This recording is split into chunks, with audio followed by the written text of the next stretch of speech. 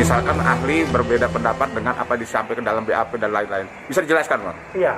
Pertama-tama yang dihadirkan hari ini itu 2 ahli, satu ahli pidana, ya kan, saya tidak sebut nama lah, karena menyangkut integritasnya ya. Yang satu lagi ahli tata negara, ATN. Ahli pidana, jujur aja, begitu kami tanya, ternyata S3-nya maupun disertasinya itu ahli perdata. Makanya begitu kami tanya-tanya masalah undang-undang ITE dan sebagainya, tidak bisa menjawab dengan benar, dan terakhir dia tidak mau menjawab. Hanya kami katakan pada hakim, ini bagaimana ini ahli kok tidak mau menjawab.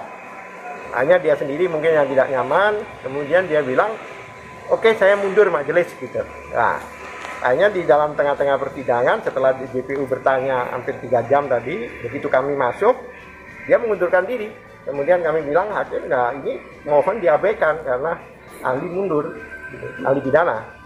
Yang terakhir ahli tata negara juga saya bingung karena dia itu hanya mendefinisikan oligarki. Katanya JPU bilang bahwa negara ini akan dijadikan bukan dasar negara itu, bukan negara kesatuan tapi negara oligarki. Padahal Sagana nggak ada bicara gitu. Ya.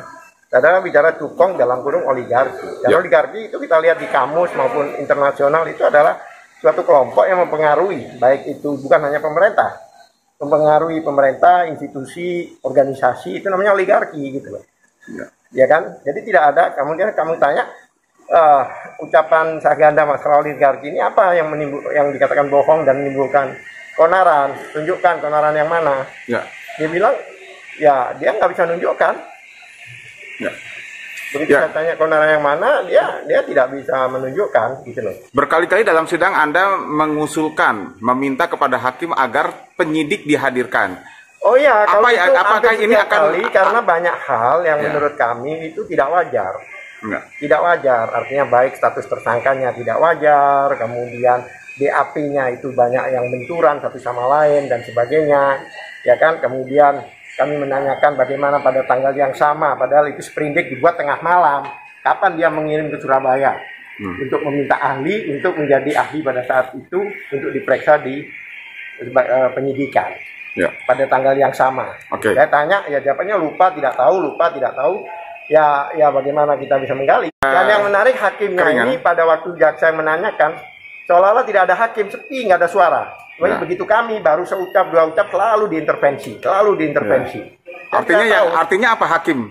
Ya saya tidak paham. Kami jelas aja kami sudah mengatakan bahwa hakim tidak di tengah kalau menurut kami. Setiap kami bertanya selalu diintervensi. Bahkan mengarahkan ke itu, Anda lupa apa ingat? Nah, itu kan nggak boleh.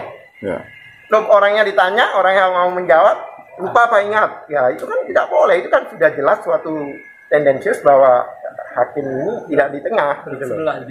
Yang menarik ini ada baru-baru ini ahli mengundurkan diri dalam persidangan karena tidak dapat menjawab dan mungkin agar mungkin supaya tidak tambah malu mungkin ya, atau saya tidak tahu. Saya juga kaget kenapa dia mundur. Tadi di saksi ahli tata negara sempat jaksa penuntut umum juga memberi arahan kepada saksi ahli untuk tidak menjawab jika itu mengarah kepada pancingan. Ini seperti apa nih? Karena dia selalu tidak menjawab pertanyaan kita. Contohnya kita benar apa tidak, tapi dia menjelaskan. Kemudian kami ini kan sebagai ahli bahasa kemarin, semua bahasa yang ada di situ itu orientasinya pada kamus.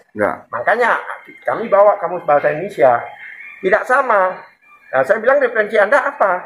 Kamus baik internasional maupun kamus bahasa Indonesia tidak sama dengan apa yang diucapkan.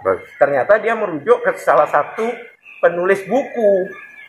Nah ini kan subjektif sekali.